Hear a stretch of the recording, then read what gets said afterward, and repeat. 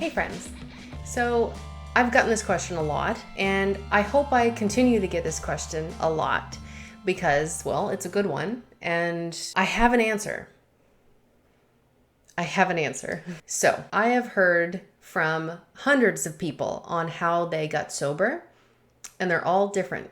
It would depend on how intense their addiction was, how long it was a problem, the reasons why someone would want to or need to quit drinking, and so many other factors. There's also different approaches that people would take. The two main ones being to slowly wean themselves off or to stop immediately. Some would need medical intervention and some do not. Some would feel the best way to jumpstart their recovery would be to go to rehab and or a sober living facility type situation. Others do it in secret, and others just take a few months off from their life and basically get sober on their own with their little support system, and nobody knows where they went until they reemerge when they feel stronger. And some realize they only need to take a small break from drinking, while others realize that they don't ever want to drink again. I've also heard from a lot of different people who actually just wanted to take a month off from drinking, but then at the end of that month, they were like, you know what, I don't really want to drink anymore. And then they just took another month off. And then all of a sudden they're at a year sober and they're like, man, life is just actually so much better when I'm not drinking. So they're just going to keep on not drinking. You don't have to have a rock bottom in order to get sober. Sure, it can help a lot of people to have a rock bottom, but it's really not necessary. I've also heard from a lot of different people who quit drinking multiple times, but kept on going back to drinking, and then they'd quit and then go back and feel bad until they were sick of their own bullshit, and then they quit, and then we're like, whoa, I'm like 5 years sober. So there's those people too. So for me, I am not a gray area person. I never was.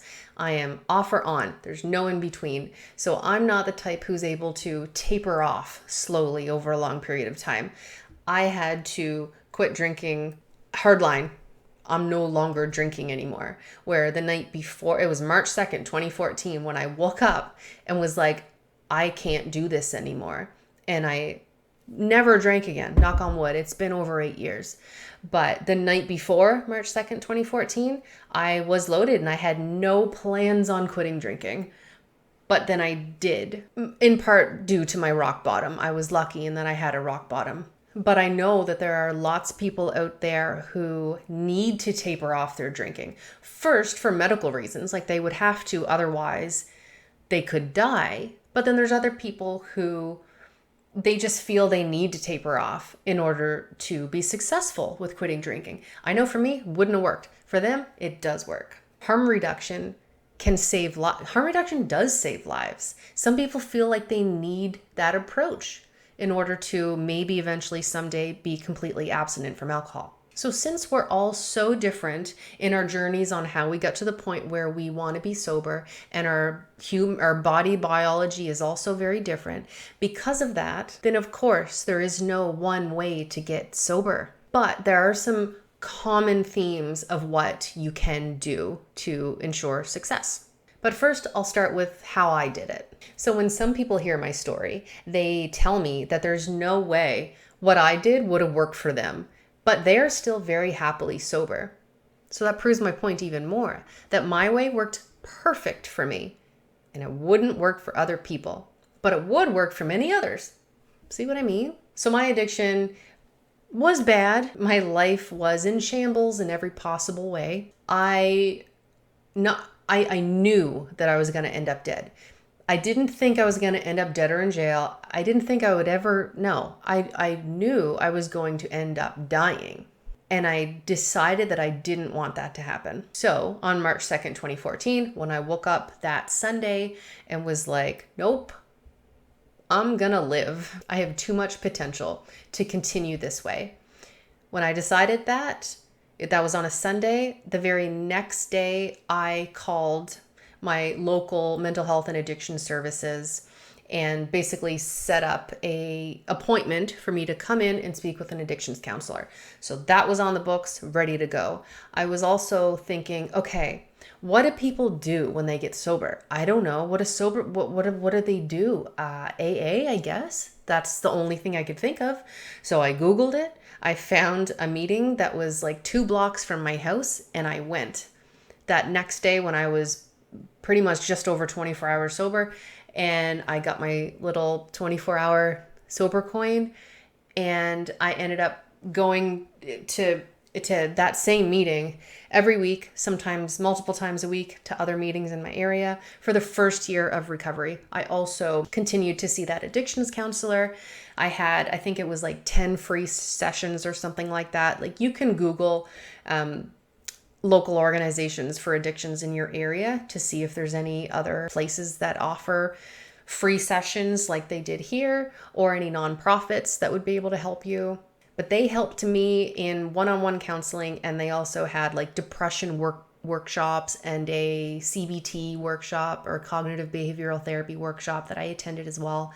I basically surrounded myself with as much free resources as I could get, and as many supports as I could get. Support is extremely important. I also read a lot of books about recovery and read memoirs of people getting sober, and I slowly started to feel less and less depressed and less anxious, and that just continued to build until I was getting even more optimistic about my future and getting even more self-esteem. Of course, shit was still really scary sometimes, and I had some really hard times even though I was sober.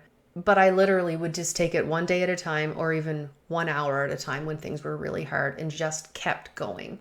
I would think, okay, I'm not going to drink today, and then I wouldn't. Then the next day would come, and I'd say, you know what? I didn't drink yesterday. I can do that again today.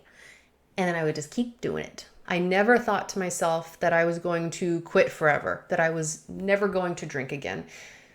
Thinking that way was way too overwhelming, so I just didn't. So in my first year of recovery, I continued to go to AA until I just didn't anymore, mostly because it was starting to trigger me to think about and talk about alcohol and recovery so much that it was starting to negatively affect me. So I stopped going. Then once it no longer triggered me to think that, and I had gone back to school and I was extremely busy with trying to get my life back together again, but I would occasionally go after that because there's just something really nice about sitting in a room with other people who understand you. It's really nice feeling. For me, I needed to stop thinking about and talking about sobriety and just live it, you know? But that way of thinking can be dangerous. So if you're starting to think that way, just be careful. And just know there's lots of other ways that you can stay sober as well that doesn't involve going that route. So to summarize, how you get sober is talk to your doctor, find addiction support in your city, find a group of other sober people, either AA or online, like on Reddit or on Facebook groups, or Smart Recovery or LifeRing, or This Naked Mind community, or the Luckiest Club. There's a bunch of them out there, but that is a great support. Also, stop numbing and pay attention to your thoughts and your feelings. Journaling is an easy way to do this, but you don't have to. But just pay attention and slowly start to become, and I mean slowly, because there's no other way to do it. If you've been numbing for so long with alcohol, it's going to be hard, if not, it might seem impossible to start to have like feelings and cohesive thoughts, you know?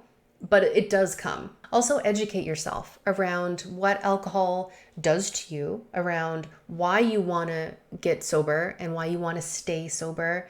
Educate yourself on relapse prevention too, and on new sober activities that you can do, and continue to educate yourself on your own mind and on how your own mind and body works. And lastly, be patient and be kind to yourself. So thank you for watching, and remember that you can do hard things, you deserve happiness, and you are loved.